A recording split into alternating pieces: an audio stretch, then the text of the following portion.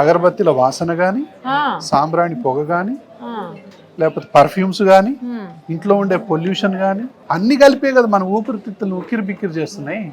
అందుకే కదా అంటే ఇప్పుడు మనం 3 సార్లు తింటాం, 24,000 సార్లు గాలి పీల్చి వదులుతాం మనం. ఆ 24,000 కూడా మంచి ఏరే ఉండాలి. అంటే ఆ మనం పీల్చే గాలిని బట్టి మన ఆరోగ్యం ఆధారపడి ఉంటుంది. ఈ గాలి దేన్ని బట్టి ఉంటుంది? పర్యావరణాన్ని బట్టి ఉంటుంది. ఇంట్లో ఉండే ఇండోర్ వాతావరణాన్ని బట్టి ఉంటుంది. మీరు ఇంకొక మాట కూడా చెప్తా ఉంటారు డాక్టర్ గారు ఎప్పుడు కూడా, prevention is better than cure అని చెప్పి. అంతే కదా, వచ్చిన తర్వాత తగ్గించుకునే కంటే అసలు హాస్పిటల్కి రాకుండా చూసుకోండి అని చెప్పి. నాకు ఆ స్లోగన్ బాగా నచ్చుతుంది మీరు చెప్పేది ఎప్పుడు. Prevention is the best medical intervention.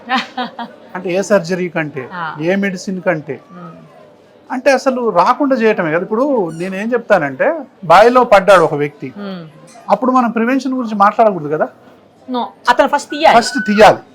ఇది హాస్పిటల్స్ డ్యూటీ. అందులో పడకుండా చేయటం అనేదే ప్రివెన్షన్.